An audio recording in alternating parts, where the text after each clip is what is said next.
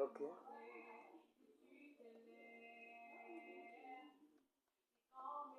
Que le Seigneur vous bénisse.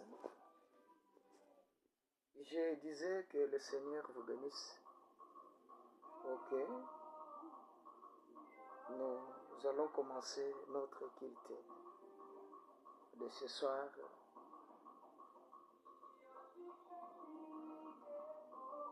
Quel que soit le minimum de gens que nous sommes. Mais ça a été promis que là où 2 ou 3 sont réunis à mon nom, je serai au milieu d'eux. Que le Seigneur vous bénisse. Nous sommes déjà dépassé le nombre. Et nous sommes sûrs et certains que sa présence est là. Je demanderai toujours aux huissiers, aux diacres de l'église de veiller, de surveiller partout ailleurs, de pouvoir veiller sur nos frères qui ont laissé des motos d'ailleurs là-bas, parce que vous savez, on est sur la ville, il y a beaucoup de gens qui passent, ce n'est pas des croyants seulement qui viennent à l'église, mais il y a toute autre catégorie de gens qui doivent y venir. Amen. Sans plus tarder, nous allons lire les Saintes Écritures dans le livre de Joël, chapitre 1, verset 13. La Bible dit, nous lisons au nom du Seigneur Jésus-Christ. Sacrificateurs, saignez-vous et pleurez, lamentez-vous. Serviteurs de l'autel, venez passer la nuit et revêtus de sacs, serviteurs de mon Dieu. Car l'offrande et libation ont disparu de la maison de votre Dieu. Que le Seigneur ajoute la bénédiction à laquelle de sa parole. Je disais que le Seigneur vous bénisse encore une fois. Ok. Nous sommes sûrs et certains que nous sommes toujours dans sa présence. Si tu peux saluer aussi quelqu'un qui est à ta gauche, quelqu'un qui est à ta droite, ce n'est pas un péché. Tu peux le dire, bienvenue à la maison du Seigneur. Ok. Nous venons de lire les Saintes Écritures dans le livre de Joël, chapitre 1, verset 13. Là où la Bible demande aux sacrificateurs de saigner, de pleurer, de servitude, des sacs, de venir passer nuit à l'autel. Que le Seigneur vous bénisse. C'est ça. Pourquoi? C'est pour garder le feu du Saint-Esprit dans la prière. Et tout le monde devrait toujours connaître sa place et dans quel numéro où il joue. Que le Seigneur vous bénisse. C'est pourquoi ce soir, nous qui sommes déjà ici, soyez toujours connectés. Dieu doit faire quelque chose. La Bible dit, sacrificateurs, saignez-vous et pleurez, lamentez-vous. Serviteurs de l'Éternel. Mais comment un serviteur de l'Éternel, il laisse son poste du devoir, il laisse le Seigneur est là, il est passé la nuit chez lui. Hein? Chez lui, il est là-bas. Mais il est qui? Serviteur de l'Éternel. Quel jour? Le samedi. Ce n'est pas logique, frère. Que le Seigneur vous bénisse. Je disais que le Seigneur vous bénisse. Alléluia. Et frère Branham dit,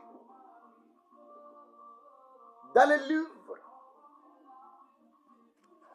dans le message, dans le message intitulé La fausse vigne et la vraie vigne, ou la vraie vigne et la fausse vigne.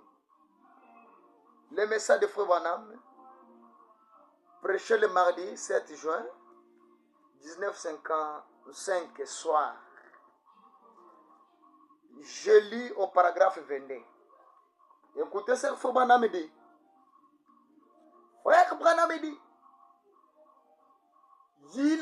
il nous convient de nous examiner maintenant pour savoir là où nous sommes tenus. Hein? Il nous convient de nous examiner maintenant pour savoir là où nous sommes tenus. Nous sommes au temps de la fin. Ce n'est pas le temps de jouer. C'est le temps maintenant de vous mettre en ordre et d'être absolument en ordre. Que le Seigneur vous bénisse. Frère Branham dit, nous sommes au temps de la fin. Ce n'est pas le temps où un serviteur de Dieu peut passer nuit chez lui à la maison les samedis. Même les gens de ce monde ici, ce qu'ils font là, ça ne vous enseigne pas. Mais comment un joueur qui joue au match de football, demain, il voit les jours. Mais il manque à local. Non, je ne crois pas ça. S'il manque là-bas, c'est-à-dire il ne joue pas les ballons. Pourquoi? Parce qu'il n'a pas fait l'entraînement. Que le Seigneur vous bénisse. Et nous, notre entraînement, c'est le fait de se consacrer dans la prière et des jeûnes. Que le Seigneur vous bénisse. Frère Branham dit, si vous arrivez dans un restaurant et qu'on vous donne les choses à manger, et vous voyez par exemple une mouche ou un cancréla qui marche là-dedans, vous ne le mangez pas. Vous portez même des plaintes. Donc on peut arrêter cette personne-là. Pourquoi? Parce que c'est la nourriture, ce qui nourrit le corps. Tu dois toujours veiller. Mais comment la nourriture qui nourrit l'âme et l'esprit? Tu oublies cela. C'est-à-dire tu es devenu le serviteur de Dieu par conséquent, sans le savoir. Oui, sans le savoir, tu es devenu serviteur de Dieu. Comment? Comment tu es serviteur de Dieu? Tu oublies ce que tu dois faire. Papa, Frère Branham me dit encore, et ce n'est pas même le temps de dorloter quelqu'un. Ce n'est pas même le temps là. Tu es obligé, quand tu marches pendant le jour, ni la nuit, tu te rappelles, ta conscience là te dit qu'aujourd'hui c'est samedi, je vais aller passer nuit à l'église. Que le Seigneur vous bénisse. Il dit ceci, si vous allez quelque part, plutôt je m'excuse, si vous allez quelque part, ici à une piècerie ou plutôt à un restaurant, que vous commandez un boule de souper et qu'il y a là-dedans une mouche, vous ne les renverriez et que vous la renverrez et vous ne les consommerez certainement pas. Vous surveillez ce dont vous nourrissez ce corps. Cependant, vous fourrez